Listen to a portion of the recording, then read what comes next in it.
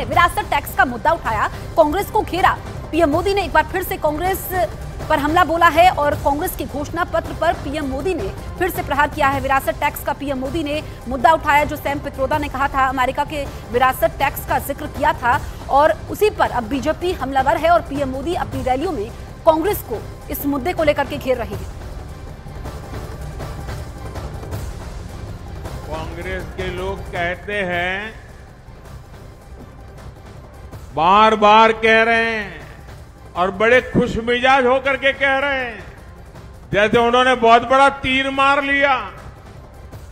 वो कहते हैं अब आपकी सबकी संपत्ति की जांच होगी। एक्सरे, कांग्रेस के शाहजादे की एक्सरे मशीन अब बहनों बेटियों की अलमारियों में पहुंचेगी। शाहजादे की एक्सरे मशीन लॉकर में पहुंचेगी।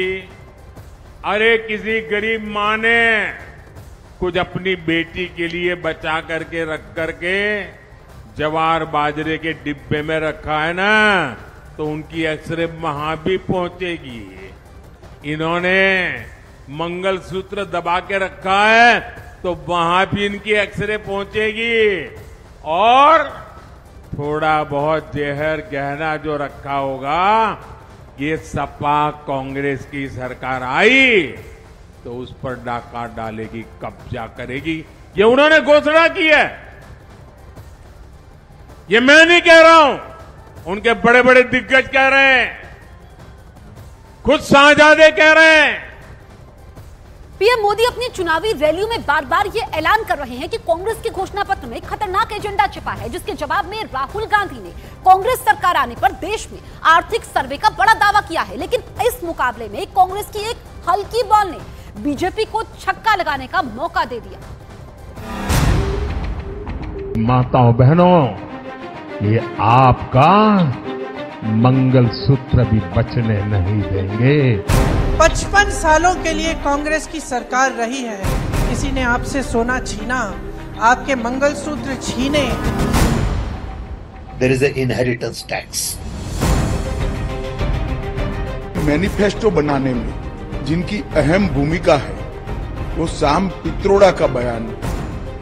मैनिफेस्टो आपको अच्छा लगा? आपने देखा होगा कि प्रधानमंत्री पैनिक कर गए।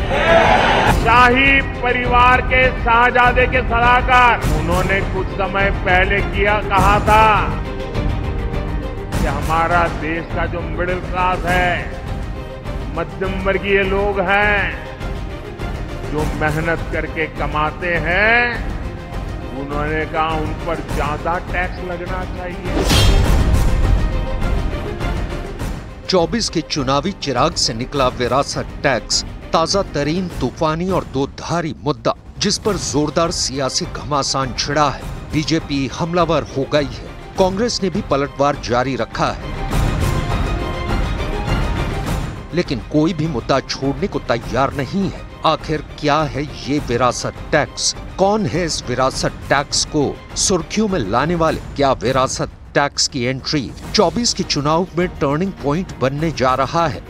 इसे जाने और समझे उससे पहले विरासत टैक्स का बखान सुनिए। कांग्रेस के ओवरसीज चेयरमैन सैम पित्रोदा क्या कह रहे हैं, समझिए।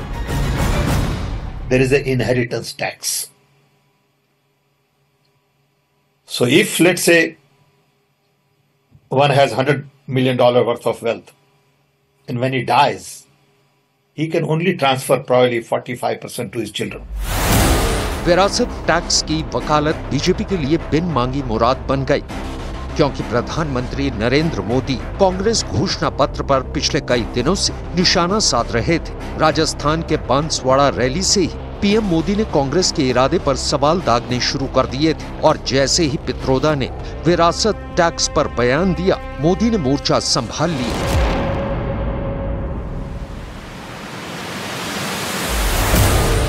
मोदी के साथ ही बीजेपी के तमाम दिग्गज एक्शन मोड में आ गए। कांग्रेस का कहना है कि वो इनहेरिटेंस टैक्स लगाएगी।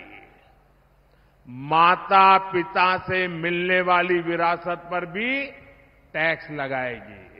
यानी कांग्रेस का मंत्र है कांग्रेस की लूट। कांग्रेस का मंत्र है कांग्रेस की लूट, जिंदगी के साथ भी और जिंदगी के बाद भी।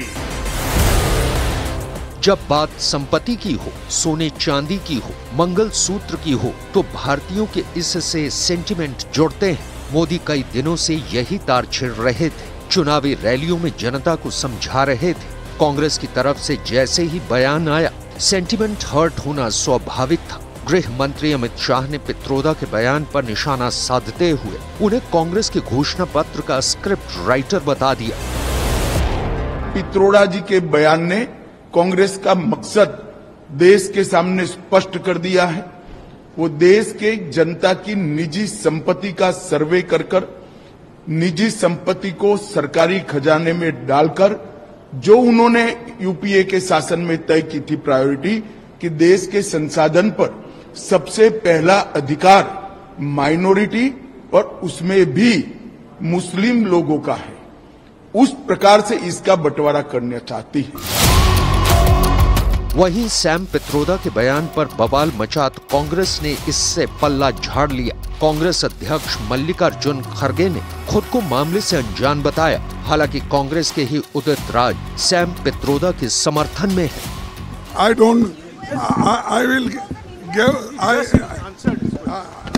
लाखों करोड़ या हजारों सैकड़ों करोड़ जिनके पास संपत्ति है, वो संपत्ति से टैक्स लेकर के 80 करोड़ जो गरीबों को 5 किलो मुफ्त राशन पर मोदी जी जिंदा कर रहे हैं, इनका भी भला हो जाए। उधर राहुल गांधी देशवासियों को संपत्ति सर्वे की जरूरत समझाने की कोशिश में लगे हैं। आप ये मत सोचिए कि जाति जनगणना सिर्फ कास्ट सर्वे है। वो जाति का सर्वे है, मगर उसमें हम इकोनॉमिक और इंस्टीट्यूशनल सर्वे भी जोड़ेंगे। कांग्रेस संपत्ति सर्वे कराने के बाद क्या विरासत टैक्स लगाएगी? पित्रोदा ने जिस अमेरिका को उदाहरण देकर टैक्स की बात कही, वहां क्या नियम है? अमेरिका में अगर किसी के पास 10 करोड़ डॉलर की संपत्ति है और उसका निधन हो जाता है, तो उसके बच्चों को केवल उस प्रॉपर्टी का 45% हिस्सा ही मिलता है। बाकी 55% प्रॉपर्टी सरकार के पास चली जाती है। इसे ही अमेरिका में विरासत कर या फिर इनहेरिटेंस टैक्स कहा जाता है। ये टैक्स संपत्ति पाने वाले व्यक्ति को देना होता है। taxfederation.org रिसर्च के एक सर्वे में बताया गया, कई देश अलग अलग प्रतिशत में टैक्स वसूली करते हैं। जापान में ये 55% है, तो इटली में सबसे कम 4%। हालांकि इस विरासत टैक्स में कई पेचीदगियां हैं। अमेरिका के ही सिर्फ 6 राज्यों में ये लागू है। कहीं इसका प्रतिशत 10 से शुरू होता है तो कहीं 20 से। लेकिन इस विरासत टैक्स का गुणगान करने वाले सैम पित्रोदा को बीजेपी ने इतनी संजीदगी से क्यों लिया, इसे भी अब समझिए। सैम पित्रोदा का पूरा नाम सत्यनारायण गंगाराम पित्रोदा है। सैम पित्रोदा का जन्म 4 मई 1942 को ओडिशा के तितलागढ़ में हुआ था। 80 के दशक में भारत की दूरसंचार और प्रौद्योगिकी क्रांति की नींव रखने का श्रेय पित्रोदा को दिया जाता है। कांग्रेस सरकार के बुलावे पर साल 1984 में वो भारत आए और दूरसंचार नीति को नई दिशा दी। पूर्व प्रधानमंत्री राजीव गांधी के करीबी सैम पित्रोदा भारत के दूरसंचार आयोग के संस्थापक अध्यक्ष रहे हैं। साल 2017 में राहुल गांधी के कांग्रेस अध्यक्ष बनने के बाद सैम पित्रोदा को इंडियन ओवरसीज कांग्रेस का अध्यक्ष बनाया गया। राजीव गांधी के परम मित्र और राहुल गांधी के भरोसेमंद सैम पित्रोदा विवादित बयानों के चलते कई दफा सुर्खियों में रहे हैं। हालांकि इस बार उन्हें विरासत टैक्स की चर्चा पर सफाई भी देनी पड़ी है, लेकिन लगता नहीं बीजेपी इस मुद्दे को आसानी से ठंडा पड़ने देगी, क्योंकि ये नरेंद्र मोदी की बनाई पिच है जिस पर कांग्रेस